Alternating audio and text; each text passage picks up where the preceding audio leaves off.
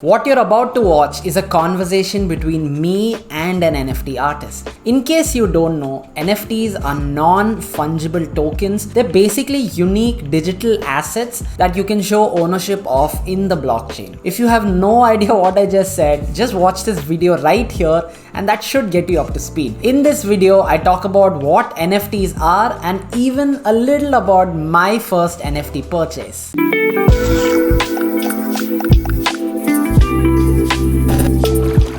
Hi, my name is Sushant Mathur. I'm a musician with a keen interest in learning more about NFTs and this crazy new digital world. In today's video, I have this amazing NFT artist joining me, and we're gonna talk a lot about NFTs and how she got started and what she's currently doing in this space. Also, if you haven't hit the subscribe button yet, please do. This helps the YouTube algorithm push this video out to other people who might be interested in this same topic. So, today we have someone called Ishita who goes by the name Soul Curry Art joining us for a little chat about NFTs. This artist has sold a lot of NFTs since she got into the NFT game sometime in March 2021, a couple of months back. She's extremely talented and she's been an artist for over 25 years, fine-tuning her art and living life as an artist. She's been very successful in the NFT space since she joined 4 months back, and this just proves that there are absolutely no gatekeepers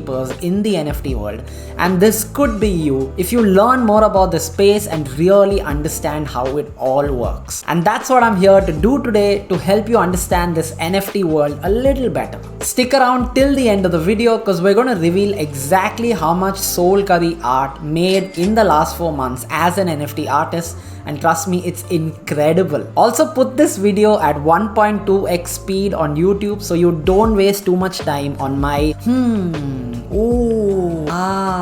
because trust me, I'll be doing a lot of that. So anyway, hope you have a good time and let's get into it. Firstly, thank you so much for agreeing to do this with me. I'm super excited. Tell us a little about yourself and how you got into art. I'm a modern cubist abstract artist, and I went the traditional art school route. I grew up in New Delhi and I went to art college. So I did my bachelor's in fine arts. Then I went on to specialize in master's in fine arts as well. Digital art was something that did not come very, it was not very difficult for me because I was used to working in softwares and I was used to designing on softwares. So, it was a natural progression for me to kind of bring in my traditional contemporary art background into the digital space and try and push myself with what I could do when NFTs became a new thing. Awesome. So how do you make it and how long does each piece take? I use both my traditional, tools as well as work on it digitally. So what that means is I start things by hand. I always have a sketchbook handy. I'm always sketching my ideas, my thoughts. So I would usually start it off by hand. I would draw something out. And sometimes I completely finish it, in the physical medium. And then that's it. I just make a digital version of it. And sometimes I half finish it and then bring it into Procreate, maybe use After Effects, Procreate, okay, Photoshop to kind of take it to a next level. And how long it takes me, it usually takes me anywhere between 2 days to a week, depending on how difficult it is, how much detailing I'm putting in, how much time I have. Okay, sweet. So when did you first become involved with NFTs?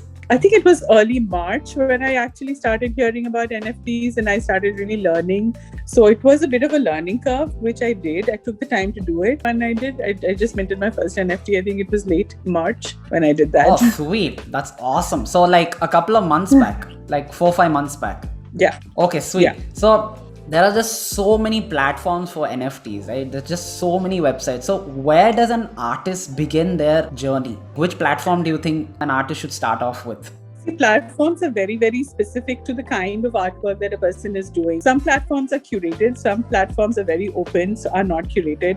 So I think you could definitely start with something that is a non-curated platform like OpenSea or things like that. But there are also advantages of being in more curated platforms where you have certain kind of aesthetics, you have different kinds of collectors and buyers coming in, and you can, really grow your collection and collector base as a result of that. And I think definitely it's a good idea to be on different platforms because you have different collector base, different audiences coming in from there, different price points. different kinds of artwork that you can put in there, as long as it's very authentic to who you are, an extension of your art practice. Do you think if an artist gets on a platform where there is curation, it'll be easier to sell their artwork? It depends really. Curation will give you a particular style of aesthetic that a particular platform has. So, maybe your higher end work could be on a more curated platform. I think when you're on an open platform, it is hard to get seen. But in a more curated platform, because you have less number of artists, and I think focus is more on a particular style or an aesthetic, you have a different kind of collector who comes in there as well.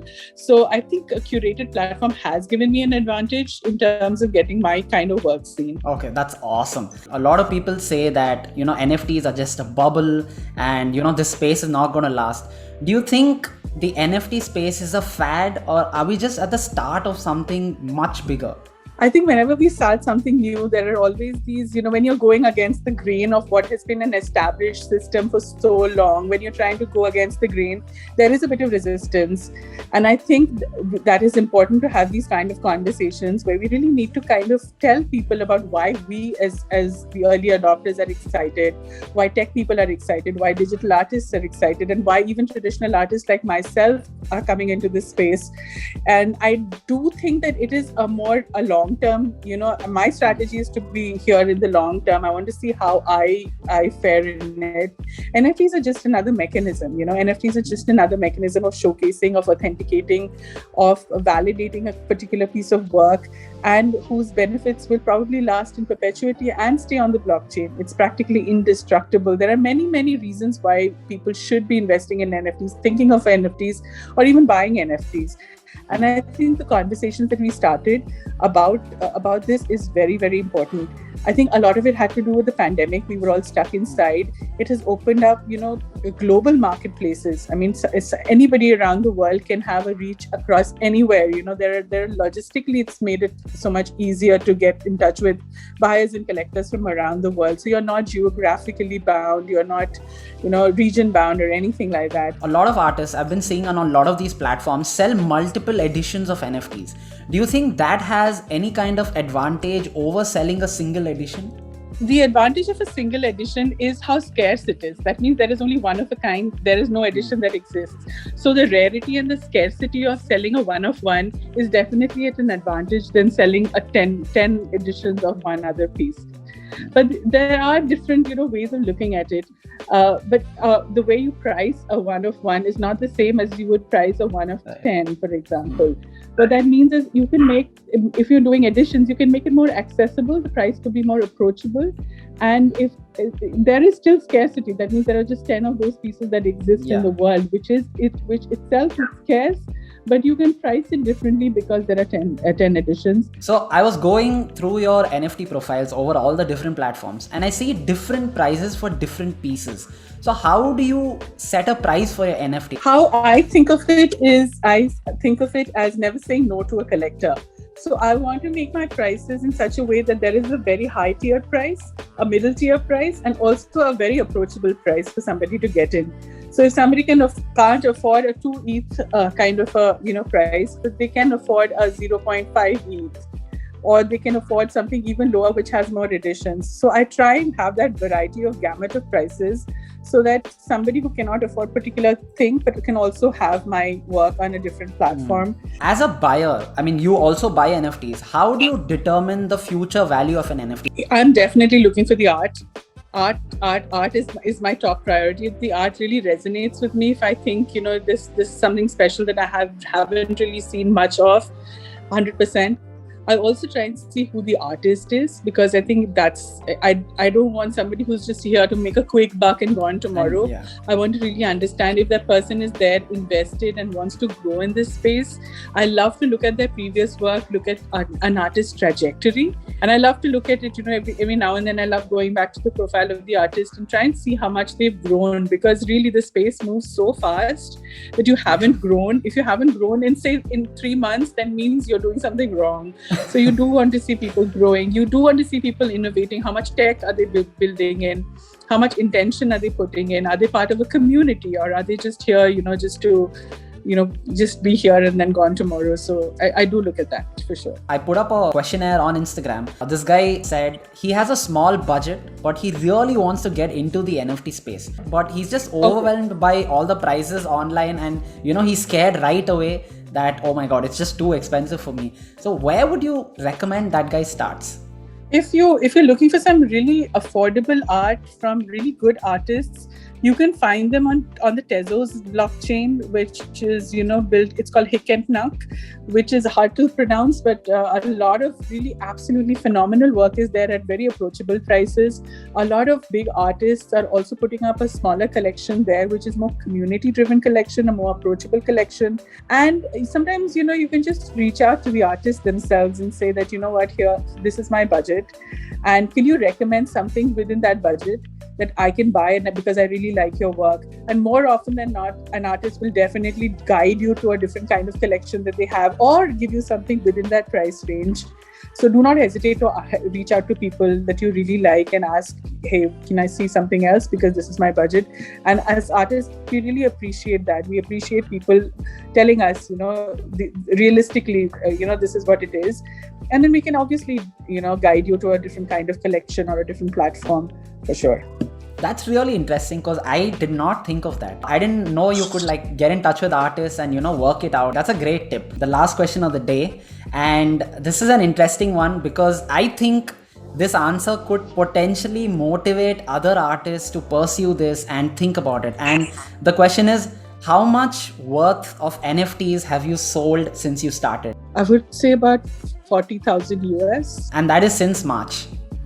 Since March. But you have to also think the fact that I bring with me a lot of experience in this space, right? So I mean, everybody sells in different ways depending on the artwork, depending on how much work you put in it. I think maybe I was lucky. I mean, to be honest, I don't want to say that it's. There are a lot of factors, to be honest, but I think being a little realistic is also good. I think I would say if you're looking at a figure, realistic figure is between 10 to 15k is a good figure to aim for, and anything up and down is great. But I think take small steps, build up the pricing. Don't just come in with a price that is, that people really need to know who you are, how your art is going to fare. So if you come in with a very, very high price, it just might not sell right away. So I always suggest starting small, and I mean starting realistically, not small. I mean, obviously you have your hours. Start realistically and then gradually build it up when you see sales picking up. Yeah, I totally agree with that, because everyone's talking about Beeple selling his art for 69 million, but nobody knows that he's been doing it every day for the last 13 years, right? This was great. I had a lot of fun. Thank you so much again for doing this with me. Thank you so much for watching. So this was just an edited version of the interview. So if you're interested in the entire thing, just leave a comment below and let me know you're interested. Hope this interview cleared a lot of things for you. Once again, hit the subscribe button on your way out, and I will see you next week. Until next time.